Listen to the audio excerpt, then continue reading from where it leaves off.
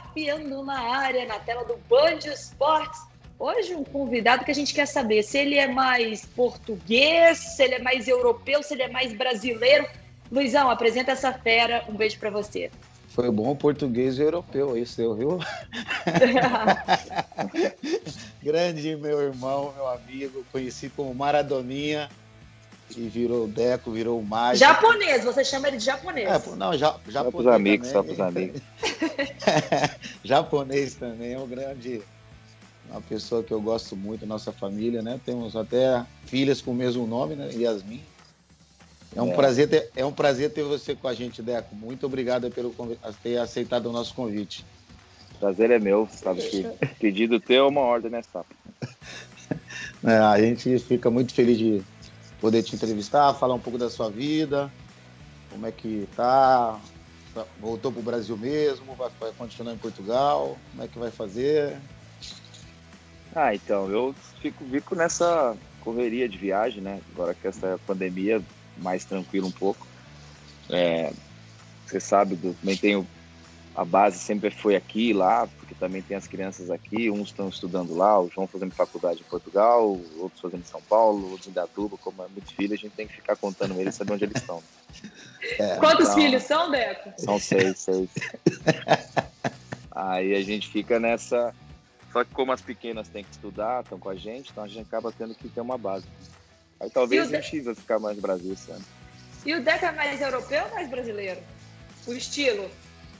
Cara, não sei dizer assim, não. É que eu, na verdade, nem falo muito Europa, né? Pra mim é Portugal a relação, né? Apesar de, lógico, estar na Europa, não tem... Gosta mais do churrasco ou do bacalhau? Eu não gosto de bacalhau, gosto mais do cabrito assado. Então é brasileiro, Cabrito assado. Mais do vinho ou da cerveja? Aí ferrou. Aí complicou. Os dois, né? Os dois. Ô Deco, muita gente, né, lógico, sabe da sua importância no futebol, de tudo que você representou, tanto aqui como na Europa. Mas conta pra gente como é que foi essa migração, né? Do Deco já indo de cara fazer sucesso em Portugal, primeiro no Benfica, depois foi pro Porto. Conta um pouquinho dessa história. Conta a história direito pra ela. Contar direito, porque senão essa foi tão bonita assim, não. Na verdade, eu jogava no Corinthians, na base, eu era... Jogava nacional, joguei no Guarani, formei no Guarani, depois jogava salão. Depois eu paro de jogar campo, volto a jogar no nacional, resolvi ser bem rápido. Depois vou pro Corinthians com 17, aí estreia no profissional. Aí meu passe pertencia ao Corinthians Alagoano, que era um acordo dos empresários, João Feijó, com o falecido Seu Duarte na época. Eu vou jogar salão no Esporte. Depois o Corinthians acho que queria me comprar, não chegaram a acordo, e aí surgiu uma coisa para ir pro Benfica. E eu achava que ia pro Benfica. Aí até achava, né? Aí viajei, aí chego no aeroporto, o Paulo Nunes no mesmo avião, o Ronaldo zagueiro jogou comigo no Guarani, joga no Benfica. Ronaldo Guiara me encontra no avião, falei, você vai pra onde? Falei, o cara fala que eu venho pro Benfica, eu tinha 18 anos. Aí ele começou a rir, falou, você não vai pro Benfica não, você vai pro tal de Alverca. Eu falei, nossa senhora, onde é isso? Ele falou, é do lado de Benfica, é do lado de Lisboa, mas não é Lisboa não. Aí eu cheguei, imprensa pra caramba, pra receber o Paulo Nunes. Aí o diretor, o Toni, só me apresentou, chamava Seu Rio Maior, cheio de pelo na orelha, e falou assim, ó, esse senhor aqui que vai te levar. Eu falei assim, levar pra onde? Eu tô pra Alverca. E a conta do Caju. E o Caju, amigo meu, tava comigo. Falei, Caju, ferrou, a gente não vai Benfica não, enganaram a gente, vai pra Alverca. Aí o Caju começa a chorar quando chega no apartamento. Eu falei, chora não, filho, vamos treinar e jogar, que aqui é seu passe. Tem a história do Fusca também, né? Do restaurante. Aí os caras tinham prometido, tudo. Aí chegava lá, não tinha dinheiro, não tinha nem como ligar. Aí eu falei, Caju, para de chorar e vamos comer, vamos arrumar um lugar pra comer. Ele falou, mas não tem dinheiro. Eu falei, a gente dá um jeito. E deu um jeito? Deu, aí um cara que ficou amigo meu até hoje, chama o Sr. Antônio, ele tinha uma chamava Arthur dos Frangos. Aí a gente foi andando, a cidade era pequenininha. Aí eu parei assim no lugar, aí ele opa, os miúdos que vêm pra Alverca. Todo mundo sabia, menos a gente, que a gente Aí eu falei assim, a gente não tem dinheiro pra comer não, você pode comer aqui? Ele falou, pode. Então assim, no início foi esse perrengue aí, mas depois sim, Aí eu joguei esse ano na Alverca, o Benfica não comprou, e eu fui pro Salgueiros 3 meses, mas aí o Porto já tava por trás. Aí depois teve a história do Porto, assim, aí Porto, Barcelona, aí veio depois. E uma pausa nessa conversa muito boa com o Deco, né? Para a gente falar um pouquinho da Stadium.bet, uma empresa de apostas de uma forma segura e bem confiável. Você faz os seus saques e depósitos com muita tranquilidade. E nesse vídeo agora a gente vai te ensinar como apostar. Fique ligado.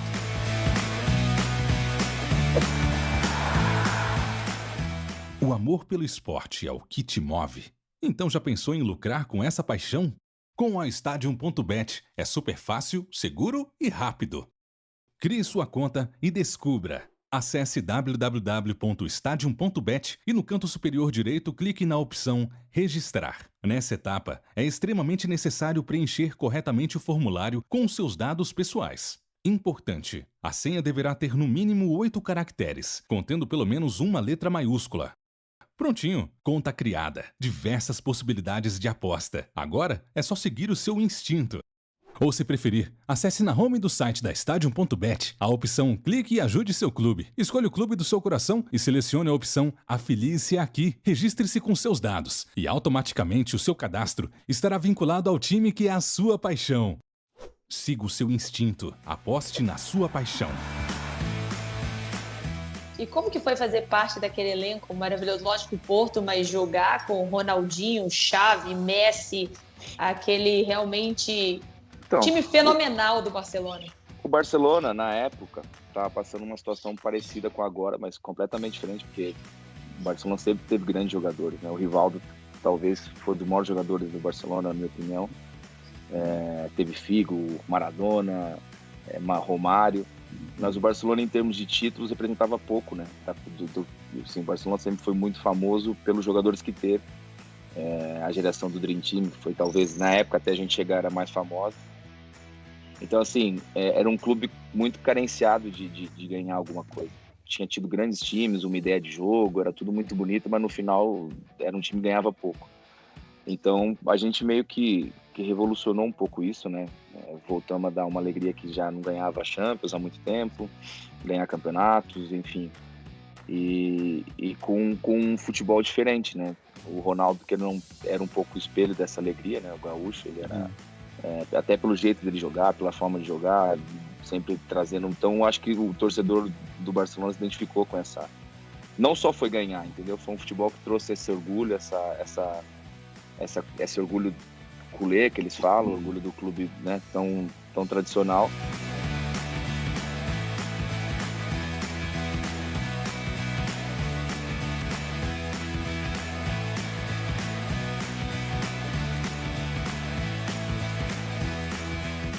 E o que você acha que está acontecendo hoje, Deco, com o Barcelona, que a gente vê... Má gestão, não precisa nem falar muito não, má gestão, contratação ruim, esquema e um monte de coisa que está acontecendo.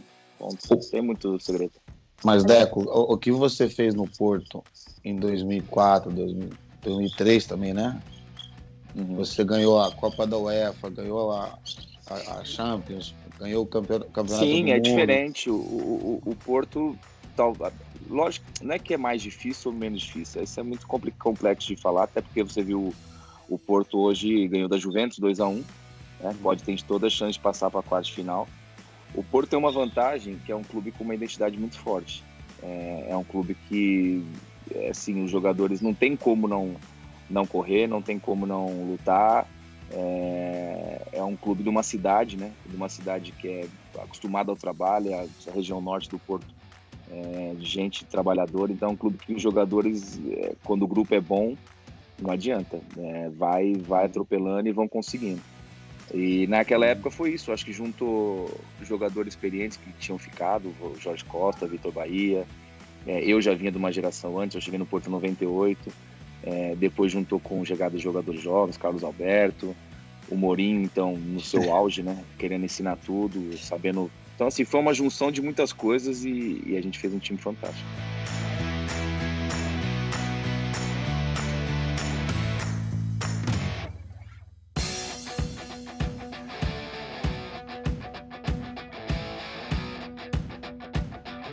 Ô Ô, Deco, só voltando um pouquinho em questão ao Barcelona, que a gente viu o Messi quase saindo do Barcelona e, pelo que a gente vê, tudo indica. Como é que você vê essa saída de um possível ídolo de um time como o Barcelona numa situação dessa?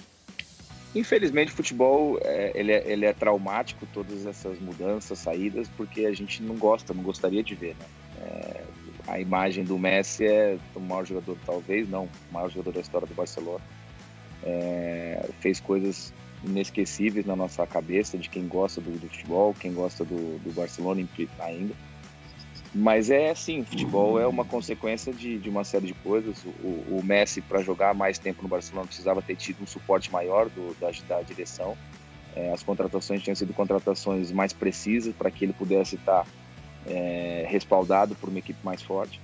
Então, assim, eu acho que mesmo o Messi, no melhor Messi de todos os tempos, ia ter dificuldades nesse Barcelona de hoje. Porque eu acho que é um time muito... Não é fácil, até porque não é fácil essa transição, né? Você perder um jogador como Daniel Alves é quase impossível nesse momento recuperar, é difícil, vai acontecer, mas não é fácil. Você tem o Sérgio Busquets, foi o melhor volante nos últimos anos, mas começa a baixar um pouco, e a linha lá do lado não ajuda. Você tem o Piqué, você perdeu o Iniesta, você perdeu um Xavi, são jogadores que é muito raro de substituir. Então, assim, você perdeu o próprio Luis Suárez, o Neymar, quer dizer, então o Messi foi ficando, mas esses grandes jogadores acabaram por parar, então não é fácil você fazer essa reconstrução.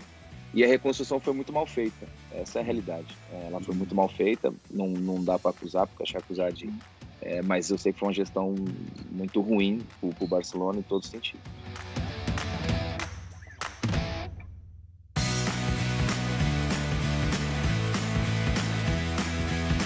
Aquela despedida sua no Porto, que eu até participei, um dos momentos mais felizes da sua vida, assim, mais emocionante. Cara, assim, na verdade, o Porto para mim representa muito, né? Para mim é o clube do meu coração. O Barcelona era o sonho de jogar e também é o clube que eu adoro. E também é que eu tive sorte, eu sempre falo isso, minha carreira eu tive sorte de me identificar muito com os clubes. Eu passei bastante tempo nos clubes. Eu joguei muito tempo no Porto, muito tempo no Barcelona. 2 anos no Chelsea ali foi menos tempo, mas depois no Fluminense, onde eu fui feliz pra caramba, entendeu? Quase 4 anos. Então a minha relação acabou sendo uma relação sempre muito boa. Relação que me identifiquei, consegui ganhar coisas, mas no final não é só ganhar coisas, é sentir bem onde você jogou, né?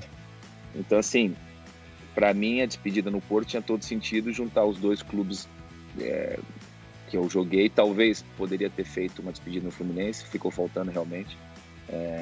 Mas acho que os 3 clubes que representam mais a minha carreira é isso. Acho que é Porto, Barcelona e Fluminense.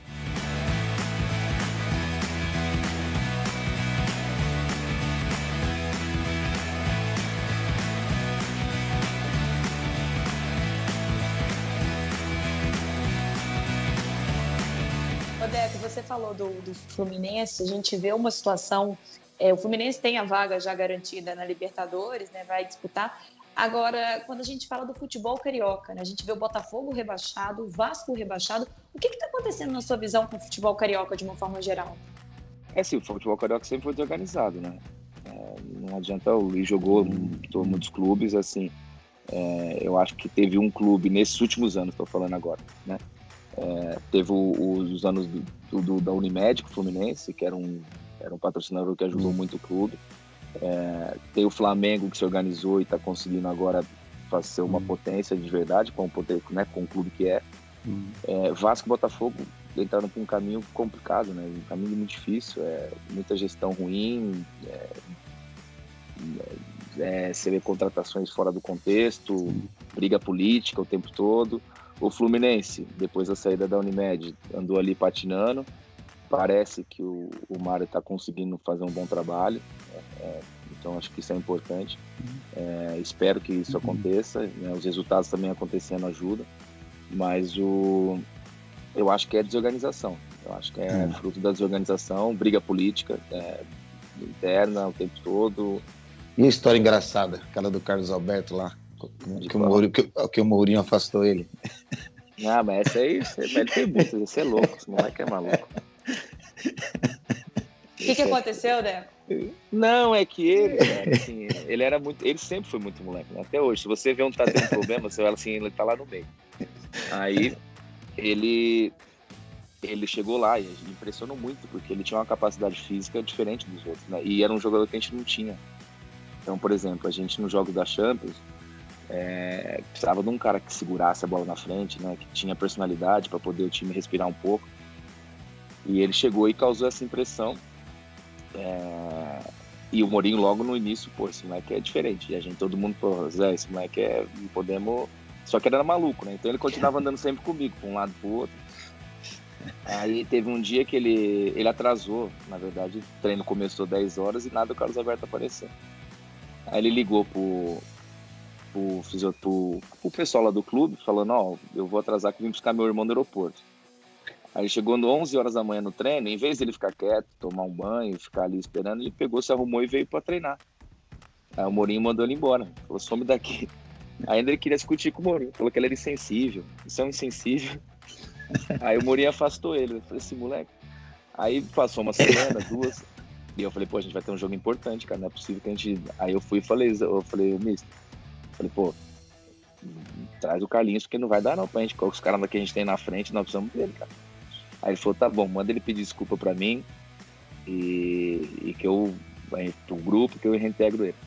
Aí eu falei, fui lá no outro dia, falei com ele, falei, Carlinhos, ó, você pede desculpa pro homem, você fica quietinho, fala que você tá triste, você não tá nem aqui, você tá quase chorando todo dia.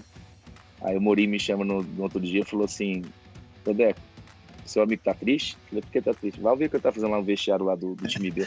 Só que o vestiário do time B, você entrava no centramento, era do lado direito, o nosso lá pro lado esquerdo, era um corredor grande.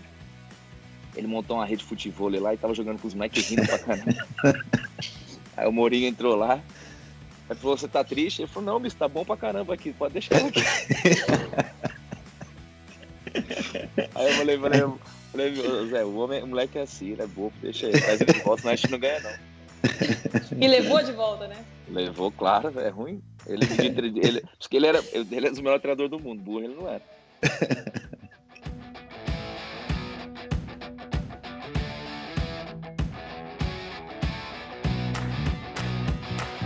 Quem que é seu maior parceiro, assim, no futebol que você jogou, que você falou, encaixou o futebol, que você queria, hoje que você guarda com carinho uma dupla? Cara, sim, por exemplo, o Luizão é um dos parceiros, mas que a gente nunca jogou junto, né, na verdade. Eu tenho muita coisa, assim, legal.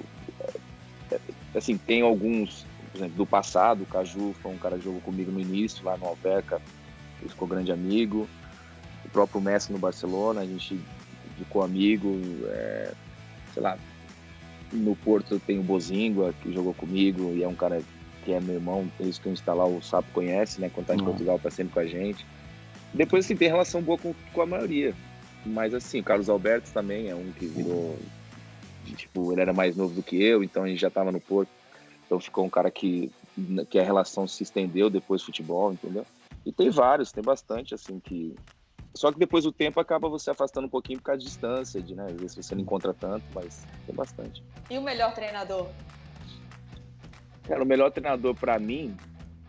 Eu não vou falar o melhor, vou falar 2, porque eu acho que são um diferente do outro. O Filipão e o Mourinho. O Filipão pela forma humana que sabe lidar com os jogadores, pelo senso de humanidade, de gerir um grupo, da forma como ele sabe fazer. Paizão, né?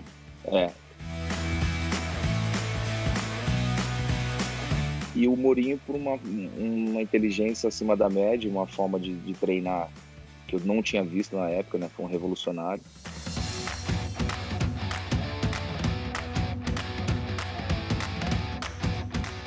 Deco, e foi difícil a decisão de Portugal, seleção brasileira? Então, difícil foi porque sempre, né, nunca escondi. E fazer gol no Brasil ainda. Não, mas era amistoso, não era aquele amistoso depois vira... Logo de mas cara, depois vira fazer um gol na seleção. Mas depois é aquele amistoso que vira jogo sério. Os caras começam mais ou menos, depois esquenta. Você teve convite em algum momento para jogar na seleção brasileira? Não? Eu fui convocado na seleção olímpica em 2000. Aí depois, eu não sei, eu acho que ou teve um corte, eu também tive uma lesão, o Porto me liberou, eu não sei a história toda. E depois, assim, depois, na verdade, a Federação Portuguesa sempre me chamava desde 2000. Até por causa da minha relação com Portugal, a minha geração toda de jogadores eram meus amigos, né? Então, tipo assim, todos meus amigos do Porto, depois a geração do Figo, do Rui Costa, que eram os jogadores que eu jogava junto, contra. Então, cara, assim, não foi difícil porque eu fui muito feliz na seleção portuguesa.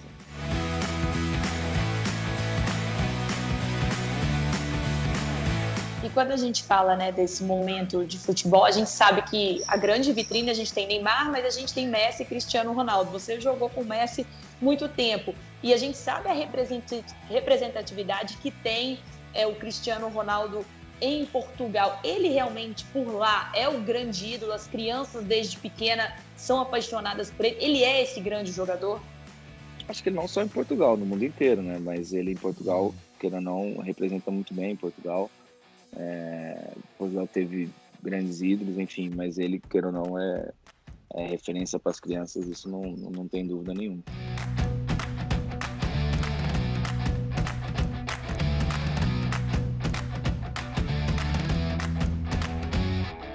Poucas pessoas sabem do que você fez aqui no Brasil, né, no teu instituto, e nunca foi ajudado pelo governo, né? E tantas coisas ruins que acontecem nesse país aqui, infelizmente você teve... Não adianta, aqui eu acho que assim, infelizmente nosso tema é muito falar não é nem de falar de política, isso não é o questão. Pro projeto social no Brasil é um pouco utopia, né? Porque se você pensar que você vai conseguir, é difícil você fazer do nada, você faz e depois uma série de burocracias que impedem, você tem uma série de leis muito boas, mas depois elas não funcionam na prática, enfim. Mas a gente tem que fazer o que a gente tem no coração e o que a gente acha que é certo e não ficar esperando de ninguém. Você tem um instituto? Conta pra gente o que o Deco faz hoje na vida, não, na época, como que acontece? Hoje ele não tá ativo, não. Na verdade, não tá ativo como antes, né? A gente continua ajudando algumas instituições, mas não como projeto como ele era antes. O projeto ele tinha escola para 700 crianças, era um negócio bem completo. Hoje a gente faz só uma parte dele. E hoje, o que é a vida do Deco? A gente sabe que você trabalha nesse mercado do futebol. Na verdade, a gente cuida... Eu tenho empresa de jogadores, né? A gente começou lá atrás com o Fabinho, que está no Liverpool hoje. O Luiz também começou comigo na época e ainda vai estar continuando. A gente hoje tem vários jogadores espalhados. O Caio Henrique, por exemplo, está no Mônaco. Depois a gente tem o Rafinha, está no Leeds. É uma geração de jogadores que a gente não pegou no início, jovem, que hoje começam a se destacar. Tem em Portugal também. A gente tem o Tapsoba, que está no Leverkusen. Enfim, tem uma série de jogadores aqui no Brasil. Também temos o Gabriel, está no Atlético. Então, assim, bastante jogadores jovens, é o que eu faço, que eu gosto, que eu sempre gostei de fazer. E depois eu acabo cuidando das minhas coisas também, no dia a dia, né? Já dá bastante trabalho de 6 filhos. Algum vai ser jogador? Tem argentino? Não, são mais inteligentes que eu. Ô Deco, e quando a gente fala, o que você espera, né? A gente vê o futebol brasileiro, essas dívidas enormes de times, essa confusão de VAR, você vê o VAR no futebol lá fora, o VAR no futebol. Você é contra, a favor ao VAR? Como é que é seu posicionamento em relação a isso? Assim, o VAR, na minha opinião, é o seguinte, eu acho que o VAR tem uma coisa que ele tem... se para existir o VAR, a regra tem que mudar em alguns aspectos, né? Por exemplo, vou dar um exemplo claro.